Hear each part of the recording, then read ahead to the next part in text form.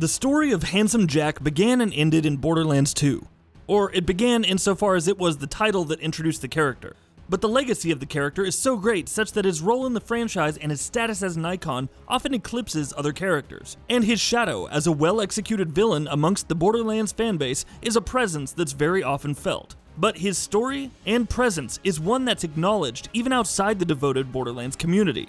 What is it about Handsome Jack that makes the character so engrossing? Well, it's interesting to see a not sympathetic villain be conveyed with the dimensions that he was given. We'll show you what his character is all about in our video on the full story of Handsome Jack, which is essential in advance of Borderlands 3, which will release in September this year. The essence of Handsome Jack's character is in extreme egomania. The Borderlands franchise chronicles his complete descent into madness, starting out somewhat as a relatively sane human being. But it's not that his first in-game appearance in Borderlands the pre-sequel showed him as a benign and well-intentioned man from the start. It's from here that we see that he was plotting evil from the very beginning. His fall to madness overlaps with the acquisition of great power, and he at times invoked the concept of himself as a heroic figure, one to be loved and adored by others, demanding that affection forcefully at times, though also openly mocking the idea of heroism as seen in the tales from the Borderlands. It's interesting to juxtapose that and assumption of heroism with how easy it is for him to be dismissive of the importance of human lives, and the deranged mannerisms and thoughts that he would come to express as he became more powerful. But the point for him was ego, not righteousness. And power didn't corrupt him, it just unleashed the latent badness that he already had. Though for the sake of completion, it should be noted that his father died when he was a kid, and his grandmother, who later took him in, was greatly abusive, so much so that he murdered her himself. Handsome Jack's first game appearance in the franchise is in Borderlands 2, though it's not the first chronological appearance. By this time, he's already a megalomaniacal villain, and a wielder of great power. He's the CEO of Hyperion Corporation, a mega-corporation in charge of scouting planets for resources, and developing and providing scouting and civilization equipment both for existing human settlements on planets and for the human colonization of planets. We're not really meant to understand the corporations of the Borderlands franchise as well-intentioned. They'll treat their scientists or colonizers poorly in the name of profit. But as far as CEOs and corporations go, Handsome Jack is way up there in the terribleness. The plot for Borderlands 2 starts out with him hiring a team of vault hunters to search out a vault on the planet of Pandora. Pandora is a planet for which humans are not the native civilization, and in fact, the native aliens there hid troves of technology and power in vaults, which would be excavated by vault hunters, a sort of foot soldier for scouting, often hired by another party. However, the mission, as handed out by Jack, is a farce. The truth is that he's trying to exterminate anyone who would get close to the vault that he's looking for, and he devises what are essentially rigged missions for newly hired vault hunters so that he can eliminate them. It's not enough that he's already the CEO of Hyperion, he wants the power found in the vault being searched for in Borderlands 2. He seems almost affable in his taunts throughout the game, but he's still a villain. And the animosity between him and your team of vault hunters grows as you survive and progress. Your team, by the way, is aided by a young woman named Angel, who also had significant presence in the first game. We later learn that she's the daughter of Handsome Jack and is a siren, a rare woman of immense power of which only 6 can exist at any given moment. Angel spends most of her time in the franchise hiding the fact that she's imprisoned by her father. Angel, later in Borderlands 2, assists the Vault Hunters in installing a power core retrieved from a slain enemy. Once it's installed in the systems of the City of Sanctuary, it's revealed that the shields of Sanctuary can now be lowered, leaving it open to attack from the space station Helios, an H-shaped station that captures the ego of Handsome Jack well, and it serves to project a sort of presence to the character, even if the H is originally supposed to refer to the Hyperion Corporation rather than Handsome Jack. However, Lilith, another siren and ally of your team, teleports Sanctuary away.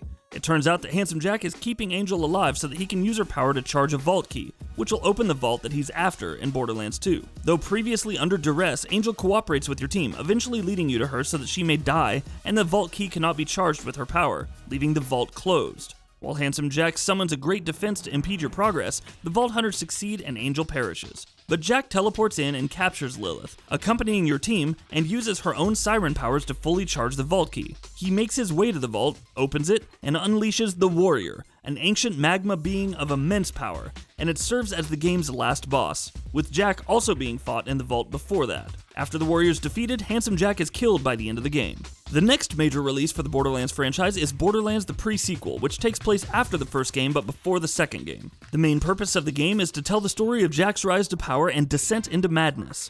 This is Jack when he was just a programmer of moderate influence within Hyperion, and before he had assumed the name of Handsome Jack. He assembles a team of Vault Hunters who will help in his rise to power, though they're unaware of Jack's true motivations. Jack and his Vault Hunters clash with a group called the Lost Legion, a group of soldiers declared abandoned by another corporation called the Dahl Corporation. Jack creates a massive robot army as the game's story progresses, but in the process of doing so, shows blatant disregard for the will of a friendly AI, one of Jack's displays of evil. Later, a team of characters from the first Borderlands game, including some of that game's Vault Hunters, betray you and Jack's team of Vault Hunters, declaring that they don't trust Jack's claims to heroism and see evil in him. The climax of the game sees Jack, his Vault Hunters, and the Defectors moving on a vault in Elpis, a Pandora moon. Jack takes hold of an alien artifact and sees a vision of the vault from Borderlands 2, containing the Warrior, and by this point Jack is fully deranged. While Jack takes hold of the artifact and receives his vision, Lilith appears and punches the artifact into his face while calling him handsome, jokingly, leaving scars on Jack's face, perhaps leading him to adopting the alias Handsome Jack. The end of the game completes his rise to power by having Handsome Jack murder the current CEO of Hyperion so that he can take over. Handsome Jack would also figure prominently in Tales from the Borderlands, a series of episodic releases made by the now defunct Telltale Games rather than the main developers Gearbox Software, and taking place after the events of Borderlands 2 and after Handsome Jack's death. The game follows the adventures of Rhys, who works for Hyperion, and the con artist Fiona and their allies. The first episode released in 2014, very shortly after the release of the pre-sequel, and the final episode released in October 2015. Handsome Jack suddenly appears as a hologram at the end of the first episode, and his appearance is later explained in the second episode. During the first episode, an ID drive from the Professor Nakayama, an antagonist character in the Borderlands 2 DLC episode who'd been attempting to clone Handsome Jack, is found by Rhys and used to search for a briefcase by implanting it into his cybernetics. Since the installation of that drive, Rhys continued to hear a mysterious voice in his head, which culminates in a hologram reveal of Handsome Jack. Jack can only act through the use of Rhys's cybernetic implants, and only Rhys can hear or see Handsome Jack. From then on, Handsome Jack has a recurring presence. At the end of the second episode, Rhys must choose between following Handsome Jack or Fiona's plan to escape from an Atlas Corporation facility and their summoned security force. Regardless of which choice is made, Rhys and Fiona escape per the beginning of episode 3, and later in that same episode, Rhys is given a choice in forming or maintaining an alliance with Handsome Jack, after Jack suggests that they don't tell Athena about his presence. Episode 4 is important in that it sees the storming of Helios, as the protagonists search for an upgrade from Handsome Jack's office there. Despite unexpected mission developments, Rhys eventually retrieves it himself, and once at the office, Jack suggests ruling Hyperion with Rhys, a choice that the player gets to make, as Jack's offer is really just a matter of whether or not he's uploaded onto Hyperion networks with or without Rhys's blessing. In the fifth episode, it's revealed that Jack has an outer skeleton developed that he plans to force onto a disobedient Hyperion employee, along with his AI. Jack attempts to take control of Rhys's body by forcing a robotic skeleton onto him, but Rhys stops this by crashing Helios onto Pandora, in the process killing many innocent people. After the crash, Jack is still not done. As Rhys visits a collision wreckage suit, Jack makes his final stand, one for his life. First, he states that he's willing to kill Rhys even if it kills himself, but the truth is, as long as Rhys's cybernetics remain in his body, Jack still lives, effectively. So he threatens to be a part of Rhys's life forever, and saying that with time, he'll find a way to return to prominence. And so, to end Handsome Jack for good, Rhys removes all of his cybernetic implants from himself, rather painfully. In his final moments, Jack feigns sorrow, clearly pleading for his life rather than expressing guilt or sadness, but before he disappears, he angrily lunges at Rhys. The last of Jack is portrayed as being contained in Rhys's removed Echo Eye implant, and players are given the choice of whether or not to destroy it. While Gearbox has stated that Handsome Jack is dead, that last choice, as seen in Tales from the Borderlands, may leave the door open for some sort of presence later. It's clear that whichever way we may see Handsome Jack again, we are never meant to see him as a primary antagonist again, as he will be making way for Borderlands 3's Calypso twins, though it's worth mentioning that Troy Calypso does bear a striking resemblance to Handsome Jack. Tell us what you think of Handsome Jack as a character.